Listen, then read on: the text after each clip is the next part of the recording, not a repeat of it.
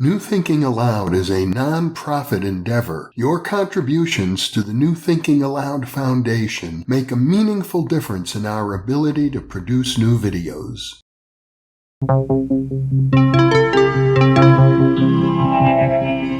Thinking Aloud.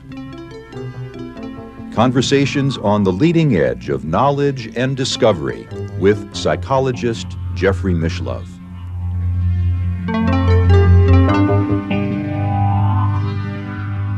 Hello and welcome. I'm Emmy Vadnais, co-host with Jeffrey Mishlove. Our topic today is awakening young minds to psychic abilities. My guest is Elizabeth Tantlian Lord, who is a board member of the Rhine Research Center and a clinical laboratory technician. She is also a volunteer with New Thinking Aloud and a copy editor for the Journal of Parapsychology. She is writing a fictional series about a telepathic teen for young adults. Today, we'll be discussing her first book, Calliope O'Callahan and the Psy Syndicate. Elizabeth is located in Durham, North Carolina. Now I'll switch over to the internet video. Welcome, Elizabeth. It's a joy to have you with me on New Thinking Aloud today. Thank you. It's a pleasure and an honor to be with you today as well. Today is a little bit of an unusual interview because typically on New Thinking Aloud, we have guests where we explore nonfiction and we explore topics related to consciousness, parapsychology, the paranormal, spirituality. And today we're going to be discussing your book that is a fictional book, but is really based on these phenomena. That's true. I tried to place in what we would call an allegory or fictional storyline a lot of what I've learned about parapsychology, including some of the stories and some of the people who I interviewed and where I've read, especially the stories that Eliza Rhine had put in her books back in the 60s. People wrote to her a lot of letters saying about these interesting things that happened to them. And they just wanted somebody to give them some acknowledgement of what happened in their lives. In fact, Sally Rhinefeather asked you to write this book. That's true. The story is I was basically interested in writing a thriller originally about a psychometrist who held on to a woman's bracelet and got an impression of her last few minutes of life. And I wanted to learn more about psychometry, so I went into the Rhine Center during their Wednesday afternoon science meeting. These people are incredibly kind to take somebody right off the street whom they don't know, who's saying, yeah, I want to be an author and write a story about psychometry. And they opened my mind to a whole lot more about psychic ability. And Sally Rhinefeather said after one of our meetings, she said, Elizabeth, when you're done writing this thriller that you're going to do, I'm sure a whole lot of young people would benefit from a story about their issues, if you will, the things that they're going through as psychic children. And I said, well, I think I'd rather write that, anyway. Thank you. The book about the thriller was a little dark, a little hard to write. But this is more uplifting. This has got a purpose. So I decided to do that instead. The other book I hope will be written sometime in the future, but I really want to focus on young people, especially in their issues involving psychic ability. Sally Rhinefeather is the daughter of J.B. Rhine and Louisa Rhine. That's correct. So the history beyond that is these two botanists went to Chicago and they listened to the author of Sherlock Holmes speak about spirituality. He really got involved with it later in his life. And when they listened to him speak and how passionate he was, they decided to change their entire career path. They came to Durham, North Carolina, went to the Duke Psychology Department and started working there on parapsychology. And J.B. Rhine is the first person to bring psychic ability into a laboratory setting. He wrote the first book about it, as far as I'm aware, about laboratory work called extrasensory perception. How have your experiences being involved with the Rhine Research Center assisted you with writing this book? When you're an author, especially of fiction, life is going around you. You accept all this information in from life and you put it to the page. So anybody that you know, you say, I really like that character. I'm going to put that person to the page. I like that name. I'm going to borrow that name. We're little scavengers.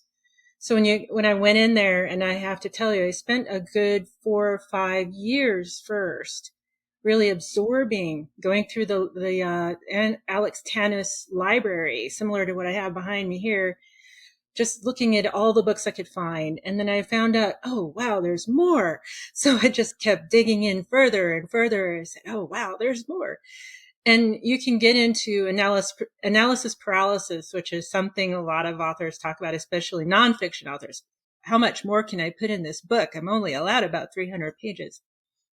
So you have to stop yourself eventually and say, okay, let's actually put together a cohesive storyline, make it interesting to young people, and give it some speed, some interest, and whatnot, but also include all the information about psychic ability that people might be interested in, may have had themselves. Maybe they're experiencing these psychic events and people are judging them a little harshly. So there's always that story in there, a little bit here, a little bit there. So, yeah, it was great fun.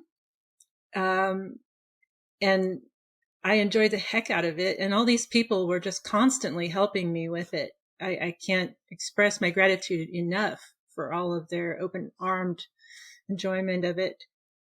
Several of the characters are based on real people who have been involved with the Rhine. Some of them, I think, maybe even have been guests on New Thinking Aloud.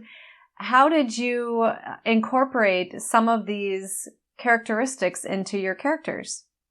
I wanted some authenticity along with some fictional aspects. So there are some characters involved in this. Some people might recognize if they have studied anybody who is anybody in the psychic world.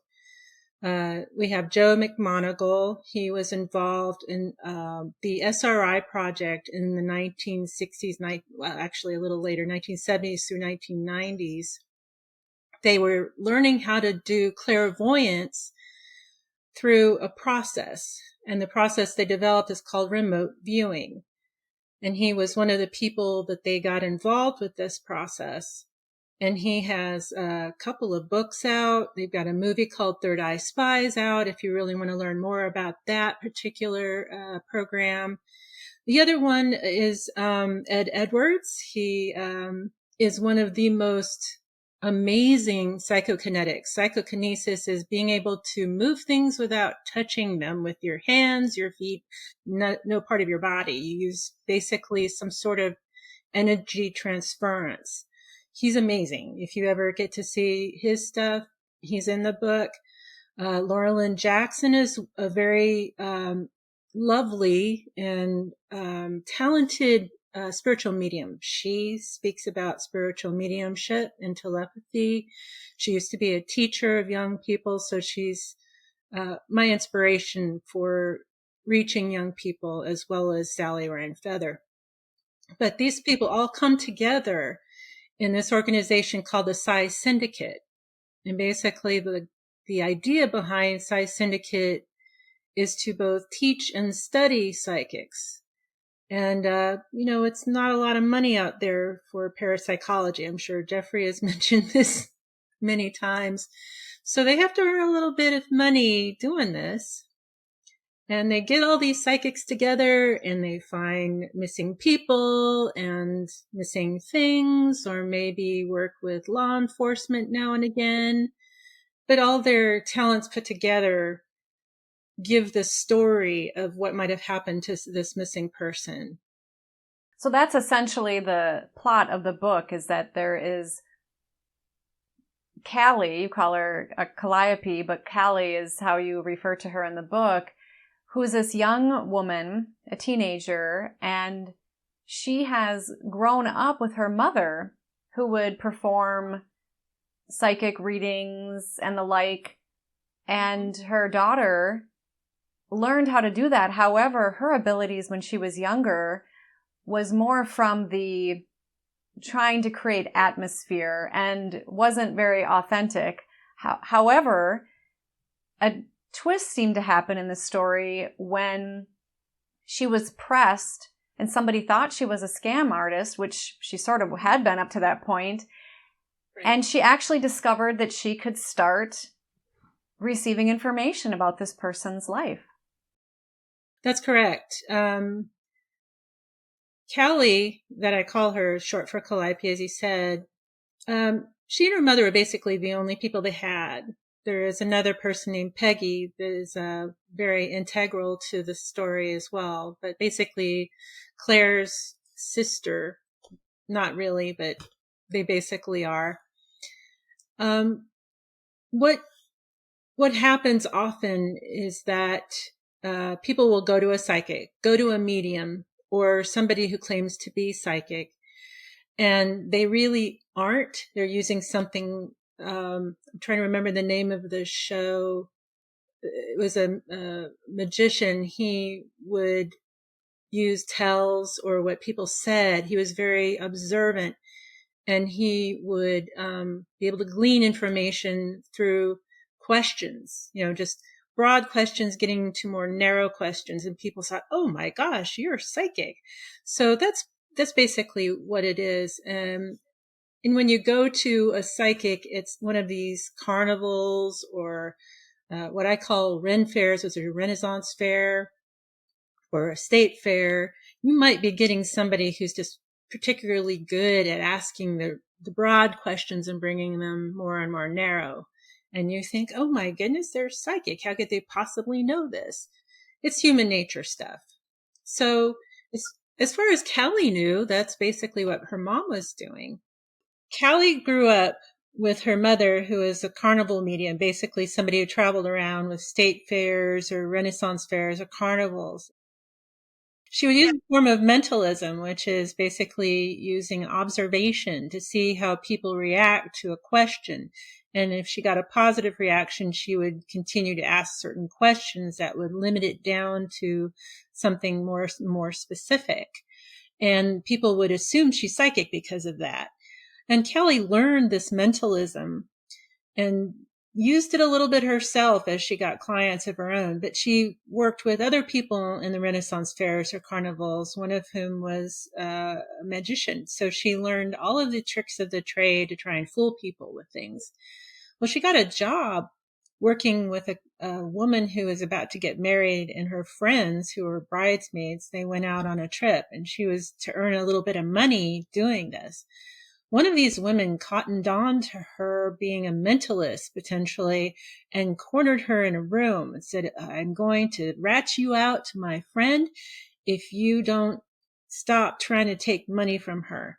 And Callie, being stuck in a corner like that, all of a sudden had this vision.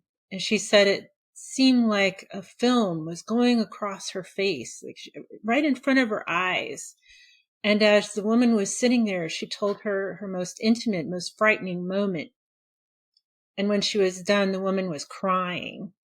So Callie just started to learn that maybe she was psychic after all.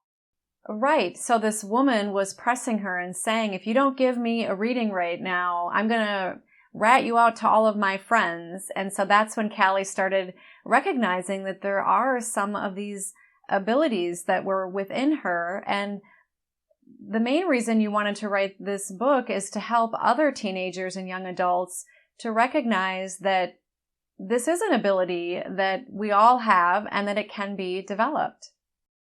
That's correct. One of the common ways that psychic ability seems to come through is through some sort of trauma.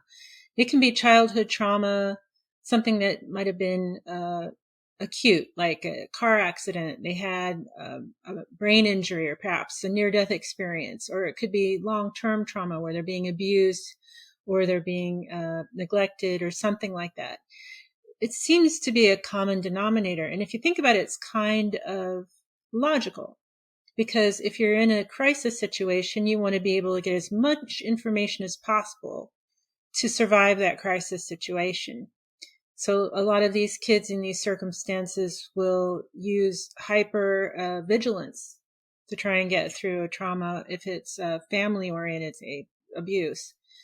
So when you're in that state, you're more likely to have an immediate psychic experience, and then you might develop it further if you have a natural ability. I like to say psychic ability is an awful like baseball.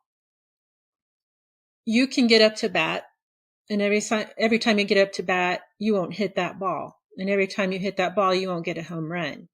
Psychic ability is a lot like that. It's maybe batting 1,000 or 300 out of 1,000 hits, which is how they score it. And it's frustrating for scientists because it's elusive like that. And psychic ability is frequently going to pop up into your life and then pop back out of it. It's very common like that. There are some people for whom it's a natural ability. They have it all the time, and they are rare. So I just wanted to let everybody know that I think, and a lot of other parapsychologists think, everybody has some level of psychic ability. It pops into their world when they need it. It pops back out of their world, and they go about their lives. So that's basically what's happening to Callie at the beginning of her psychic journey. One of the funnest parts in the book was when you created a scene called the Psy-cade, or a psychic arcade, where Callie and her friends go, and they have many of these psychic games where people can play to see how well they can do at them. I created this place called the Psy-cade and the Bent Spoon Café. Both of those are fictional. They don't exist anywhere, but I would love for them to. They just seem like a lot of fun when I imagine them. The Psy-cade and the Bent Spoon are together in a location off campus. And the Bent Spoon is based on Uri Geller, who is an Israeli psychic who came on the Johnny Carson show back in the day. And he was able to bend spoon and cutlery and do some amazing things. So it's kind of an homage to him as one of the more famous of the psychics. The Psy-cade is a bunch of different games that are played a little differently than you would think. There's pinball games, but you don't have the buttons. You have to try and use your mind to keep the ball going. We've got a game that's very similar to what psychologists use. You try and figure out what the picture is going to be, and then you determine that, and then it shows you the results, and it gives you a score. So the way they do it is you get a certain number of points, and you play with those points, and if you run out of those points, you have to pay for more points, but if you do well, then you get more points, and you just keep playing. So eventually there is a New Year's Eve, they have an event where they compete to see who's the more psychic. So it's kind of fun to imagine that particular place. Right. So the Bent Spoon Cafe doesn't exist in reality. However, you hope that it does someday. I would hope. I think it would be fun to create arcades where people use their innate psychic ability to play games, and then they go down and have a little tea or coffee or hot cocoa and talk about it. Taking us a little further into your story, and of course we don't want to give too much of it away and have spoilers. The other piece that I really enjoyed in your book was how Callie was invited to participate in the Psy Syndicate. So could you explain what it is and what happened there for her, as much as you're willing to share? Because it really reminded me of a bit like Harry Potter and Hogwarts. However, these phenomena are really based on true and accurate experiences of people.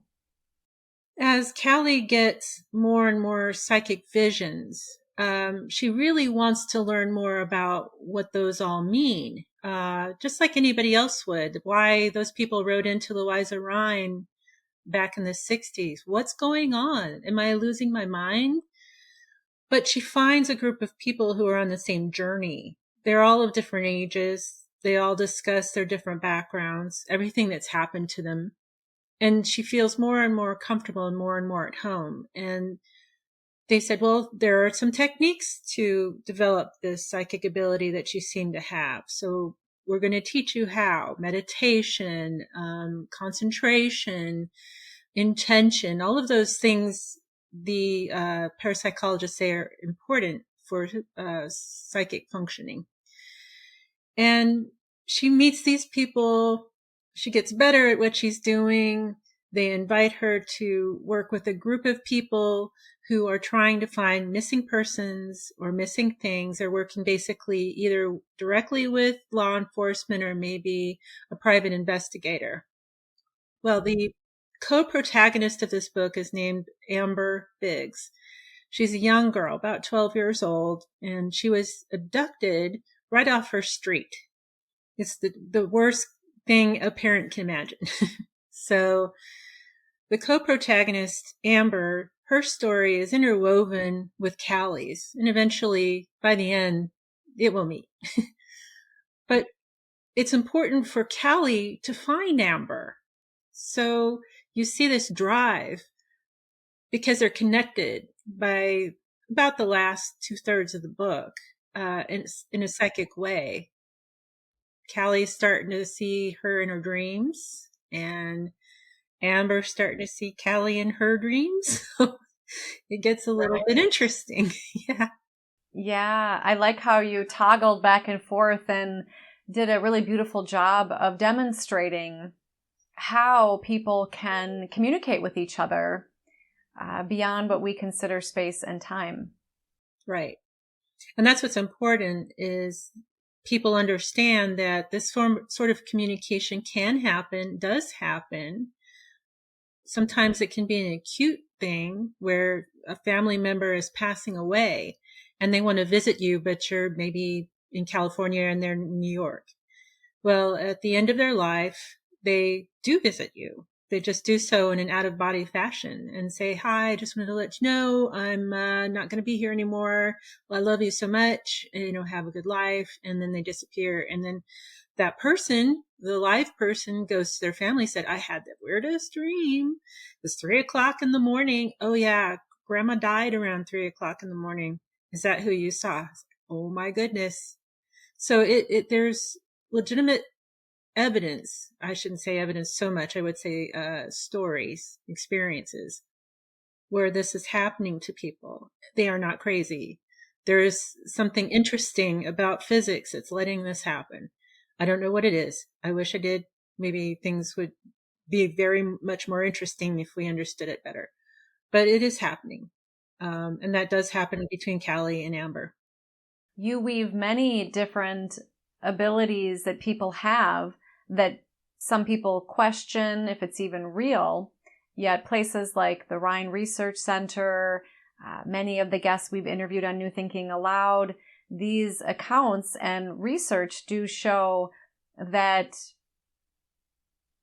and rather than thinking of some of these abilities as paranormal, that in many cases they might actually in fact be normal. That's my argument. As I said, it pops in and out of existence. It's there when we need it and then goes back subliminal. It may even happen when we're not even aware of it, as I said, subliminal. I believe a gentleman did a study about trains, specifically train wrecks, passenger train wrecks.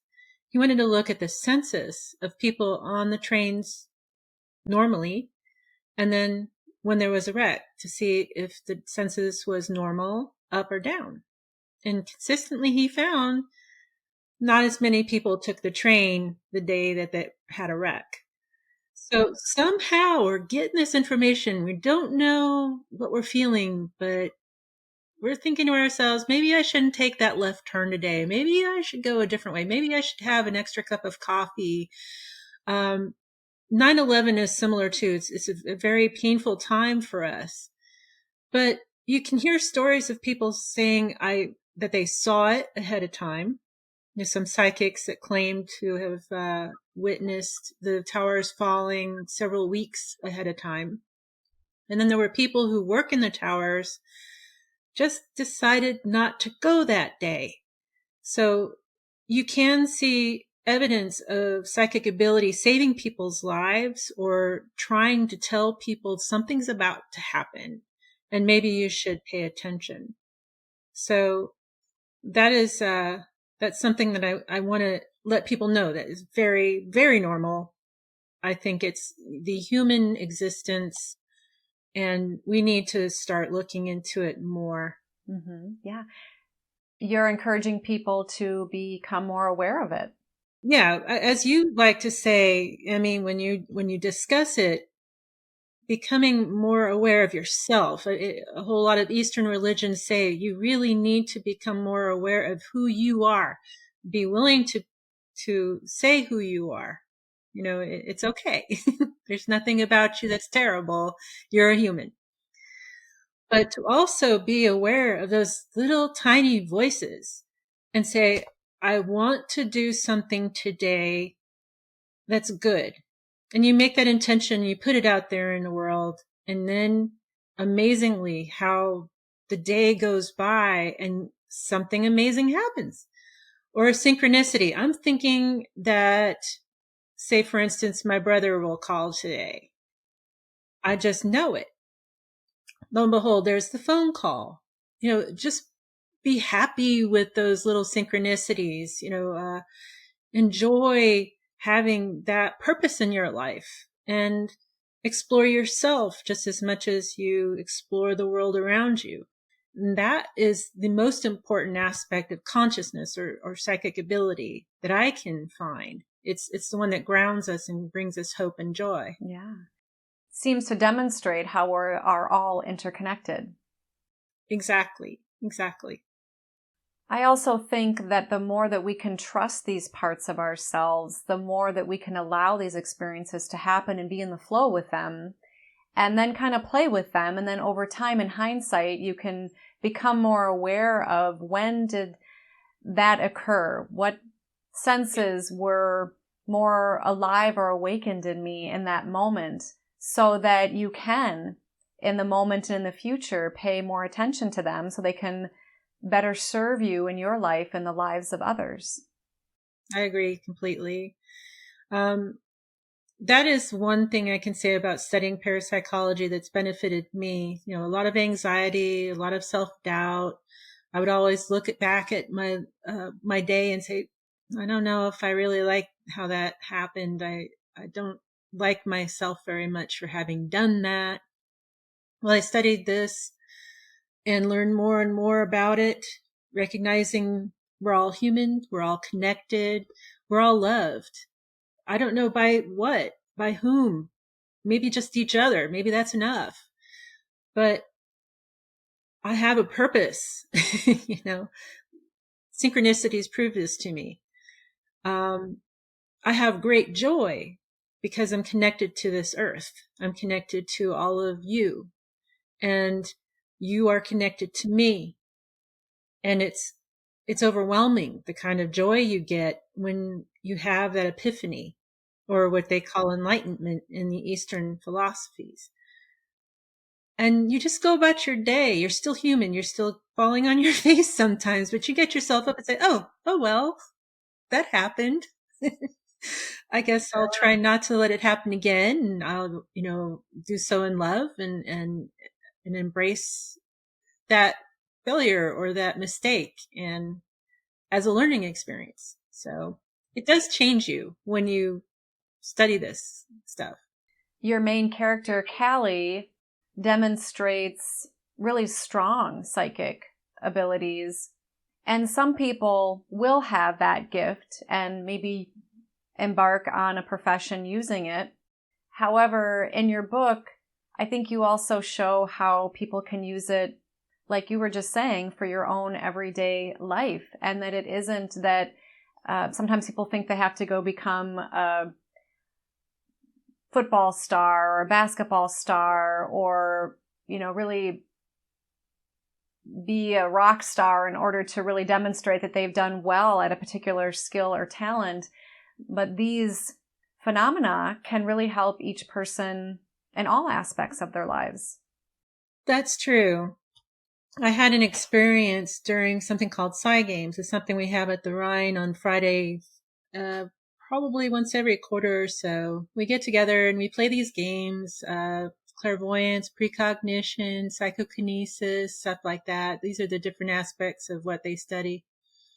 I sat down and filled out a form as they read these Zener cards. These Zener cards have the different shapes on them. And I got an incredibly high number for the precognition aspect of it. That's heady stuff, especially when you don't think of yourself as particularly psychic. And I thought to myself, what does this mean? I'm precognitive. And then you stop and you say to yourself, you're the same person you were yesterday.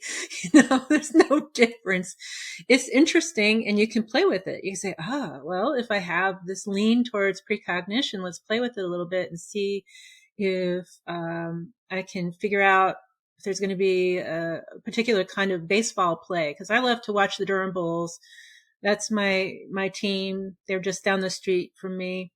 And I did. I sat there and I had this feeling, okay, this guy is going to hit a home run and it's going to be a triple play. And lo and behold, there it was. Does that happen every time? Well, if you force it, not so much. If it comes to you and it feels differently, then you can say, oh, interesting. But it's fun. It isn't about changing the world. It's about exploring yourself. And I can imagine with if I'm watching a television show while folding laundry or doing something of that nature, I'll hear a line of dialogue and I say, I bet the next line of dialogue is blah. And I'll be right. And it's just fun. There are people that lose their minds and say, oh, wow, I'm actually psychic. I'm going to hang out my shingle and earn some money at this. When you realize that, oh, wow, this is in my life, it always has been. Now I'm aware that it's there. I can play with it. I can utilize it for my own benefit, for learning who I am and what I can do, but not in and of itself. So I think there's a saying, before enlightenment, cut wood, carry water. I think it's a Taoist term. After enlightenment, cut wood, carry water. And it matters. You got to just say, oh, I'm aware of something now. Move on. Right. And those can be traps in the process of this, is getting caught up in the experiences versus taking them for what they are. And that's true. I think that Callie gets caught up in it too, a little bit too much, because it's just a matter of months that all of this is happening. It's not over a slow period of time. And when epiphanies hit you, they can rock you, especially when you're a teenager and you're already going through so much. So I think she makes a series of decisions that maybe in another time she would have handled differently. But because she's going through this change of perspective, I should say, she's making bad decisions. So in the end, hopefully everything works out, but it might have worked differently had she not really just jumped in with both feet, I think. To be fair, there are many people who have been helped by psychics and mediums and other people of this ilk with their grief, with their loss, with locating missing people and so forth. I agree with you. I'm sure everybody knows about the Forever Family Foundation if they've listened to NTA at all. That's a very important organization working with tested mediums, and they try to bring some closure for grieving families that their loved one is not gone. They've just metamorphosed, basically. They've left this corporeal form and they've become something else that we don't really understand or can explain. So those people are helping so much those that are in pain. And teaching them how they can communicate with their loved one on their own. They don't need an intercessor. You can communicate with your loved one, what we call a discarnate, all by yourself. And it brings a joy to you. You're not alone. You're not without them. They're there. And of course, this group, the Alpha group that Callie works with at the Psy Syndicate, they each have their own abilities within the psychic arena. And I feel, use it to triangulate, because information isn't reliable all the time. Time doesn't flow the same way. You can misinterpret something. So they all get together as a group and they make notes on what they learned psychically about a client. And then they give that information to the investigator, and they then utilize it in a normal investigation. So it's what tools are in the toolbox that you need to solve your problem. That's basically how the Psy Syndicate group works. And by having more than one person work on the same case, as in your book, they're able to verify each other, and that builds stronger evidence that then shows that that is accurate information. Right. What remote viewers would call feedback. So when remote viewers worked, somebody would go to a location. The remote viewer in a separate room in another building, unaware of where that person went, would describe a location or a structure, something of that nature. The person who went away would come back and discuss it with the remote viewer, and they would get the feedback. That feedback then gave them confidence, because it is a very, very subtle thing, getting that information. Very hard not to overthink it, what they call overlay. And so when you get that feedback, that constant, yeah, you got that right, and then you get your confidence in, and then that quiet voice is a little stronger, or you trust it a little bit better, and then you can move on to your next thing and try it. So a lot of people try remote viewing because it's a good process, or dowsing, and they get immediate feedback from it. And that's where their confidence increases, and they can play with that a little bit more. But once again, it needs to be fun. It needs to be relaxed. It can't be goal-oriented. It doesn't work too well that way. I like how in your book you have the dowsers working with a map for a specific location. I actually took several courses at the Rhine, one of which was taught by Paul Smith, who worked with the government remote viewers at the later part of the 90s. And he teaches us how to dowse with a pendulum. There's several different types of dowsing. One of them is with the rods. You've probably seen people walking around with rods in their hands, and they cross out in front of them, or a split stick and it drops to the ground. So they know there's water there. That's the usual way they use it. Pendulum dowsing, you need a representation like a map or a Ouija type board, something like that. And you swing the pendulum back and forth. It kind of guides you along a path, or gives you a word, or a yes or a no, or a number, or something along those lines. Some people will dowse for the lottery numbers, for instance. But you use the representation, and these dowsers use the map to try and figure out where a missing person might have gone. Maybe their body is there, or maybe they are there alive, but they use that representation to find things. You yourself have been a research subject at the Rhine Research Center. Yes. Can you describe a little bit about those experiences and how that informed you for your book? Since part of the Psy Syndicate's purview is to research psychics, a lot of people from the local universities will come there and work with these people in a way that J.B. Rhine had back in the day, but also using more updated versions of testing.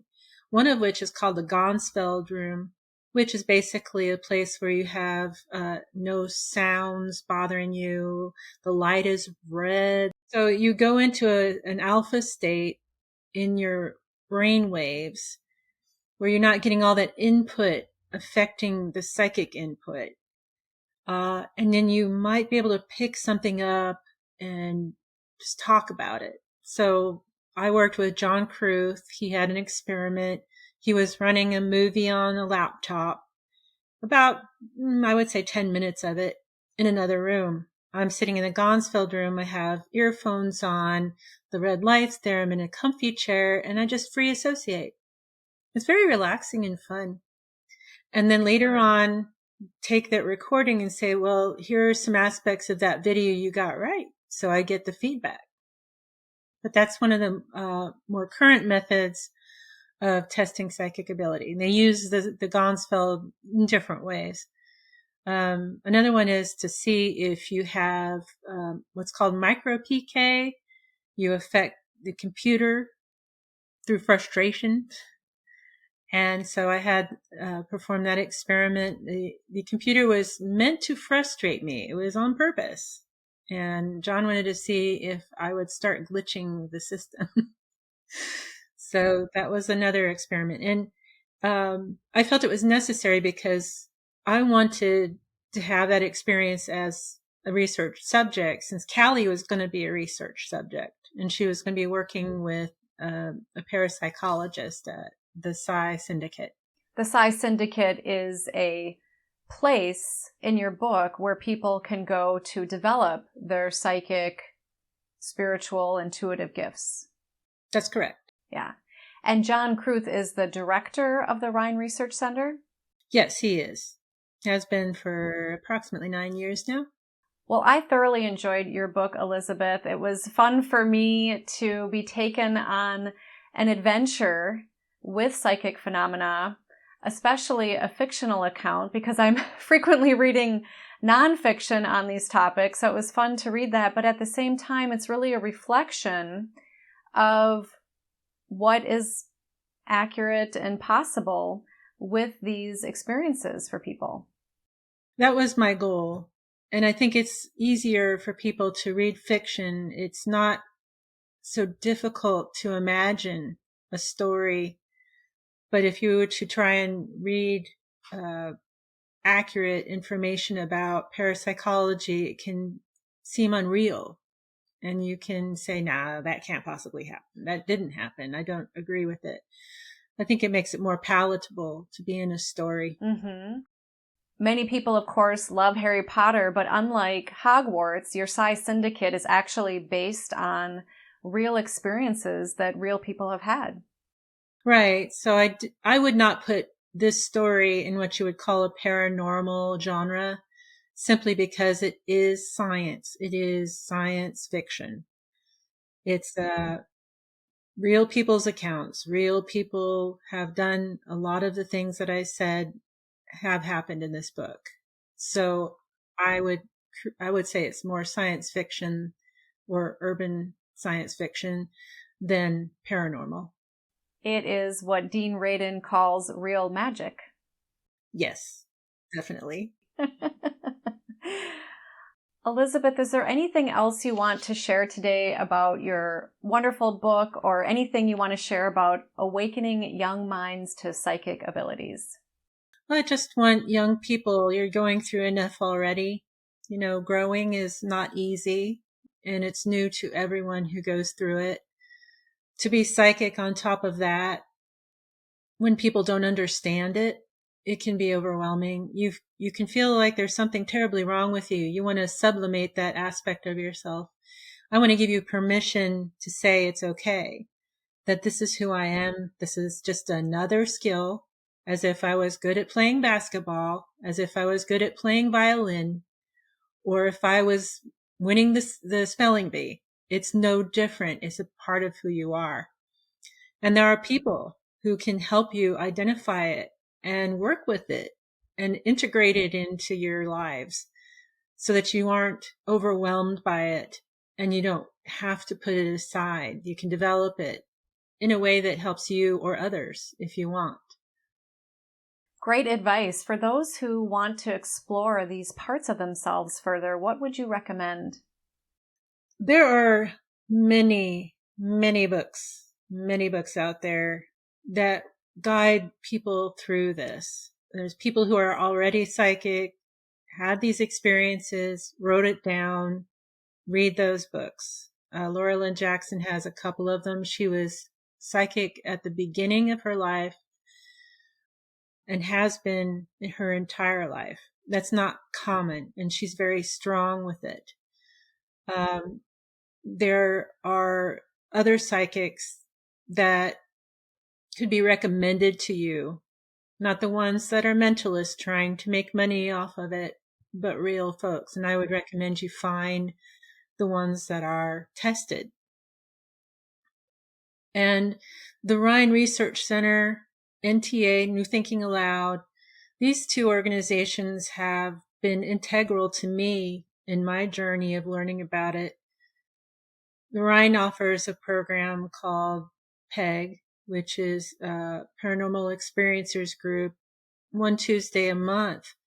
It's available to people who are having these experiences. I've sat in on those experiences, and they're eager. They just want to know they're okay. These people just want to know they're okay. So if you are overwhelmed with it, you don't know who to go to, nobody's listening to what you're going through, I should say. That's one place you can check in on. You can also write to the Rhine, and somebody will get back with you to talk with you about your experiences, help you identify it, guide you to literature that would help, or a psychologist if you feel like you need that kind of guidance. So there are people out there ready to help. And there are, of course, like you said, there are many interviews with leaders in this field and people who have had what some might consider very unusual experiences that can also offer insight and hope and guidance for people. We've got many of those videos here on New Thinking Aloud as well. Elizabeth, thank you so much for all that you're doing to help bring awareness to young adults and their parents about these abilities. I know I'm an adult, but there's that inner teen still in me, and I really enjoyed reading it. Thank you so much for being with me today. I appreciate it so much. Thank you for letting me discuss this book and how important I think it will be to young people to read it. Yeah. And stay tuned, everybody, because this is just the first book in what you expect to be a series. That's correct. I didn't end the book at the ending. There is some interesting information I'm sure you're aware of. And Emmy's probably waiting for the second book now that she's finished the first one to see what happens with Callie next. Yeah, great. And for those of you listening or watching, thank you for being with us. You are the reason that we are here.